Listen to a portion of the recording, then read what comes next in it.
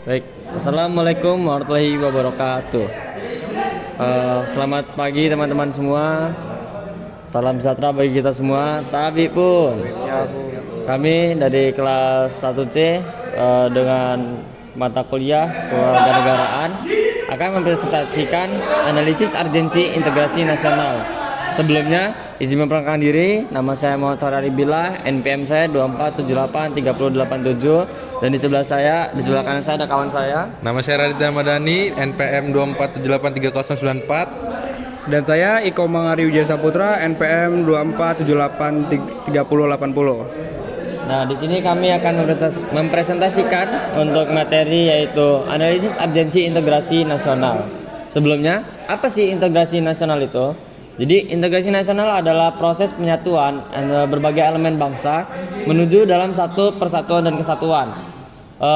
Integrasi nasional ini bukan cuma konsep, melainkan kunci untuk membangun bangsa yang kuat, sejahtera, dan mewujudkan Indonesia dalam mencapai cita-cita Pancasila.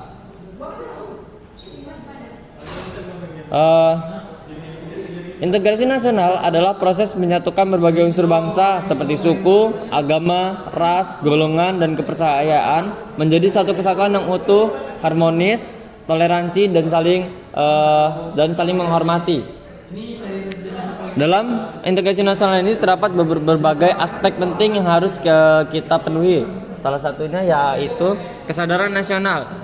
Kesadaran nasional itu adalah pemahaman dan keyakinan bahwa bangsa Indonesia adalah satu kesatuan yang utuh. Jadi kita sebagai warga negara Indonesia ini harus memiliki pemahaman dan keyakinan dalam diri kita bahwa kita ini merupakan bangsa Indonesia yang kuat, kokoh, yang bersatu dan utuh. Lalu sikap nasionalisme.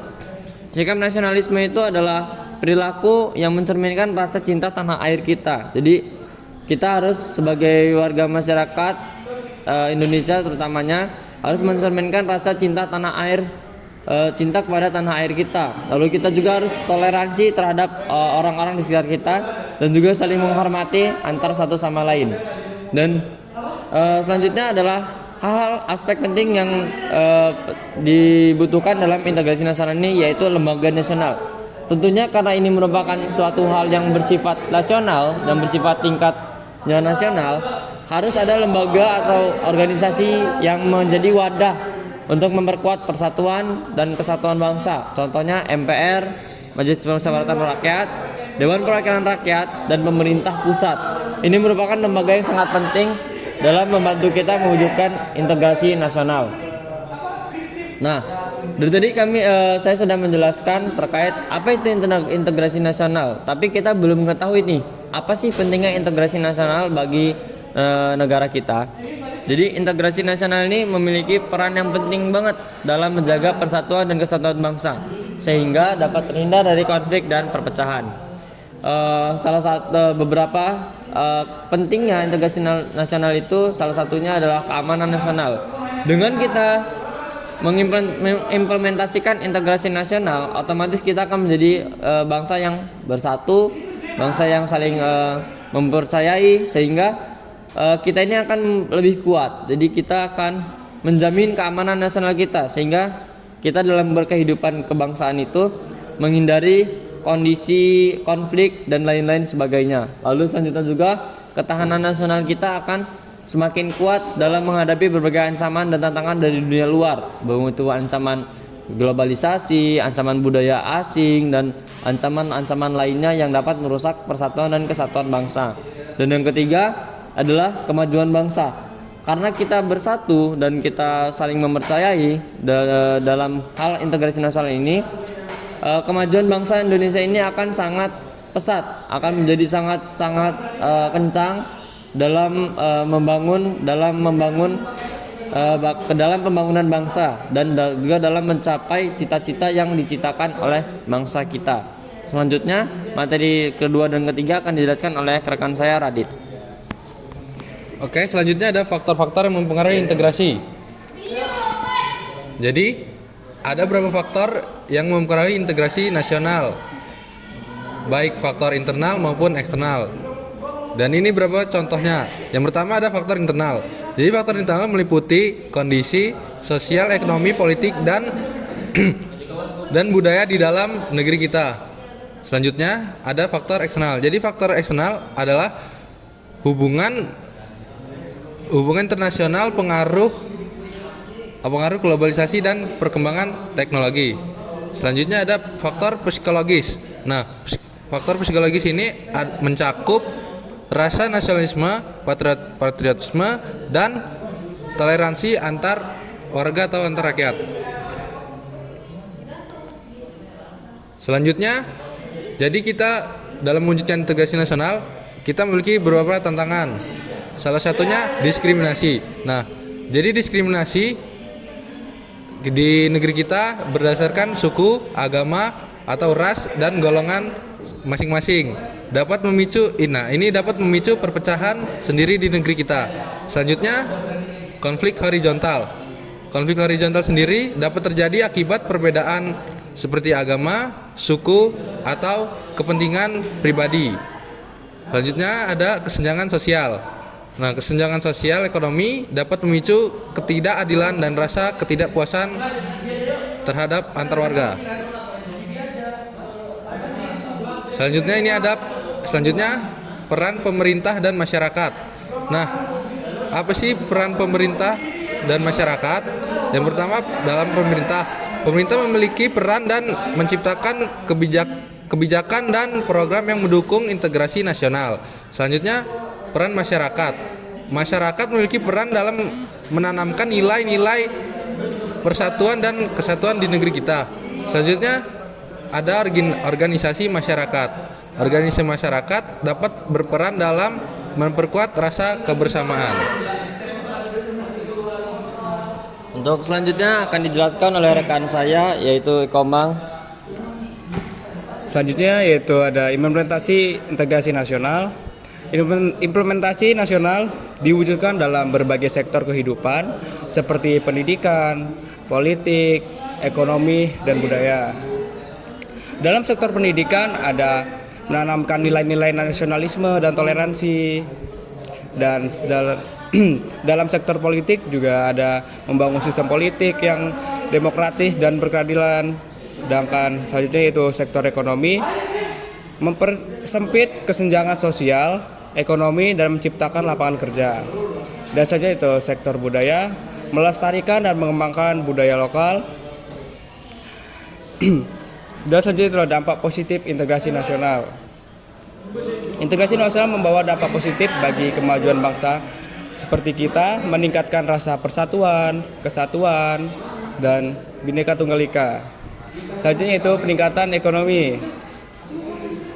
Integrasi nasional menciptakan kondisi yang kondusif bagi pertumbuhan ekonomi dan keamanan dan ketertiban, menciptakan kondisi yang aman dan tertib, terhindar dari konflik seperti konflik agama, suku, ras, dan lain-lainnya. Dan selanjutnya itu adalah kerjasama antar bangsa. Integrasi nasional meningkatkan citra positif Indonesia di mata dunia agar Indonesia memiliki dampak positif bagi negara-negara luar. Selanjutnya itu peningkatan citra bangsa. Integrasi nasional meningkatkan rasa bangga dan cinta tanah air. Pembelajaran dari negeri lain. Ada banyak negara yang telah berhasil dalam mewujudkan integrasi nasional seperti Swiss yang memiliki keberagaman budaya dan bahasa dan juga memiliki kebijakan yang mendorong integrasi dan toleransi antar warganya. Dan selanjutnya yaitu ada Singapura. Singapura memiliki sistem pendidikan dan hukum yang mendorong integrasi dan kesatuan.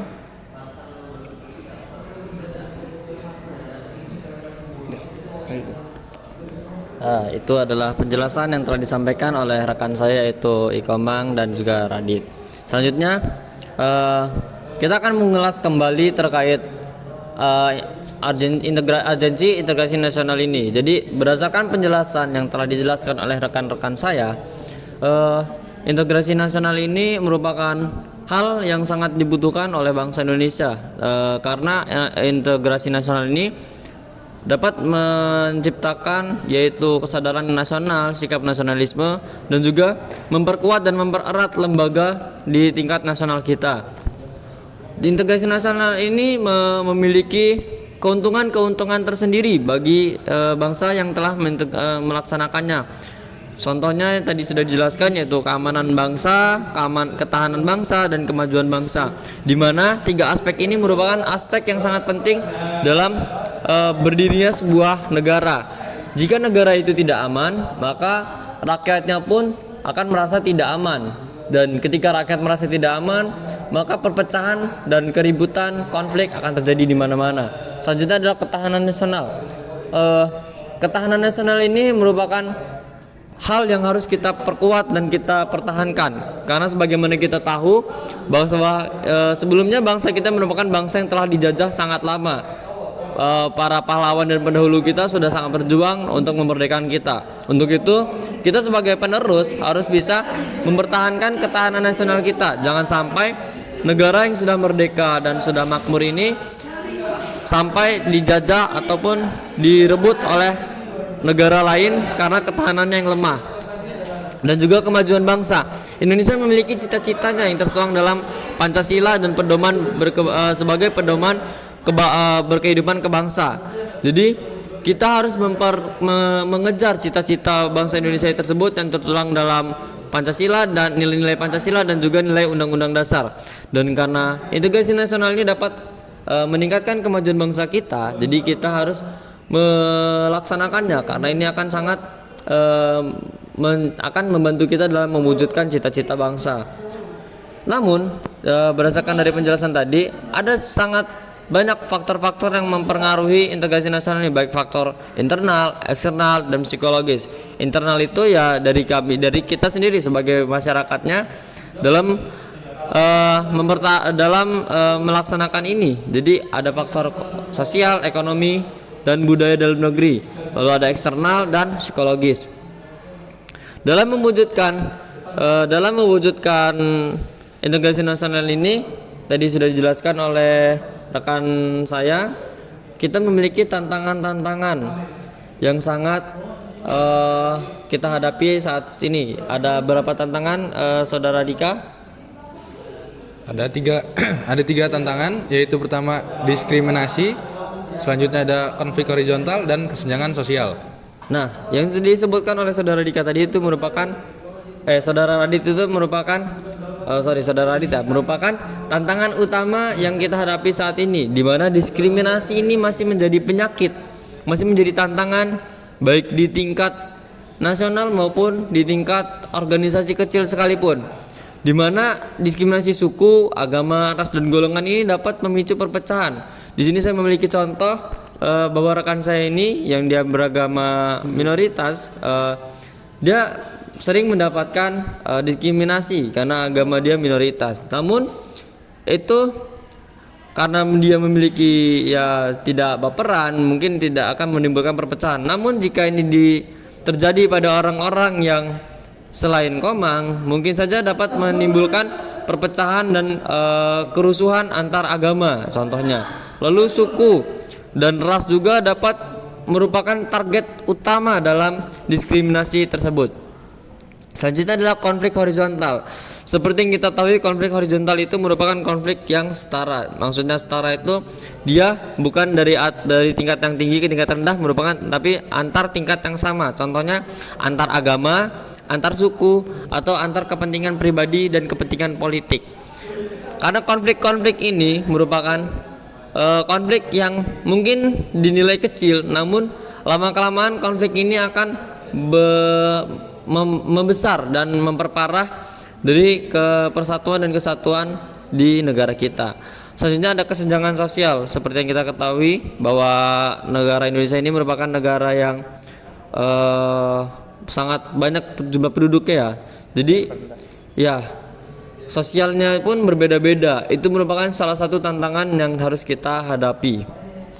Nah, dalam mengintegrasikan integrasi nasional ini ada peran yang sangat penting, itu terbagi dalam dua peran, yaitu peran pemerintah dan peran masyarakat. Di mana peran pemerintah itu harus mendukung program ini melalui kebijakan-kebijakan dan program-program yang dirancang sehingga program ini dapat terlaksana dengan baik dan dengan bantuan kebijakan, keputusan dan lain-lain, maka program ini dapat dilaksanakan secara resmi. Maksudnya masyarakat, di masyarakat ini bukan hanya mengikuti apa itu programnya, tapi juga kita harus membantu dalam mempersiapkan dan mendukung untuk kerjalanan program tersebut. Lalu dampak positifnya dari program ini adalah yang pertama sudah dijelaskan oleh Saudara Komang tadi, bisa jelaskan ulang Saudara Komang? Jadi dampak positif dari organisasi tersebut yaitu peningkatan ekonomi, keamanan dan ketertiban, dan kerjasama antara bangsa dan peningkatan citra bangsa. Baik, ya itu adalah dampak positif dari integrasi nasional yang sudah dijelaskan oleh Saudara Komang, di mana melalui program integrasi nasional ini kita dapat meningkatkan ekonomi bangsa kita, yang dimana ekonomi bangsa kita itu dapat meningkat karena adanya persatuan dan kesatuan. Jadi jiwa membeli terhadap lokal pride-nya masyarakat ini akan meningkat karena meningkatnya rasa kesatuan dan persatuan. Lalu keamanan dan ketertiban sudah saya jelaskan tadi, untuk keamanan dan ketahanan nasionalisme kita itu merupakan hal positif yang paling menguntungkan bagi negara kita, karena masyarakat akan merasa aman, nyaman dan tertib karena adanya persatuan dan kesatuan yang kuat tanpa adanya perpecah belahan. Lalu kerjasama antar bangsa, bangsa lain akan tertarik dengan bangsa Indonesia karena Indonesia ini memiliki rasa masyarakat Indonesia ini persatuan dan kesatuannya sangat kuat ya. Jadi bangsa-bangsa lain itu akan tertarik untuk kerjasama, untuk berinvestasi, untuk melakukan hubungan diplomatik dan lain sebagainya. Lalu bangsa Indonesia sendiri ini akan dinilai tinggi di halayak global karena masyarakatnya yang sangat bersatu dan saling menghormati. Baik, itu tadi adalah presentasi untuk terkait materi integrasi nasional. Kesimpulannya, integrasi nasional ini merupakan fondasi utama bagi persatuan dan kesatuan bangsa Indonesia. Dalam integrasi nasional ini terbagi menjadi beberapa peran, yaitu peran pemerintah dan peran masyarakat yang harus terus berupaya kuat dan terus harus aktif dalam menjaga persatuan dan kesatuan bangsa. Selanjutnya, dalam integrasi nasional ini kita akan meningkatkan toleransi baik antar umat agama, toleransi antar suku, yang merupakan bagian sangat penting yang saat ini masih sulit, masih banyak sikap-sikap intoleransi yang terjadi, sehingga ini akan meningkatkan sikap toleransi dan menghilangkan sifat-sifat atau sikap intoleransi antar umat beragama ataupun antar ras dan lainnya di Indonesia. Itu tadi adalah presentasi dari kelompok kami. Apabila kami ada kurang dan kesalahan dalam berkata, kami mengucapkan permohonan maaf. Kami akhiri, wabillahi taufiq wal hidayah. Wassalamualaikum warahmatullahi wabarakatuh. Saya Muhammad Fahri undur diri. Saya Raditya Ramadhani undur diri. Saya Komang Arya Saputra undur diri. Dan kami ucapkan terima kasih. 18 menit, cek. Kalau doang anjing, orang pesing. Gila kata. Baru persen gue udah ngomong lama, cuma dapat 5 menit. Radit cuma dapat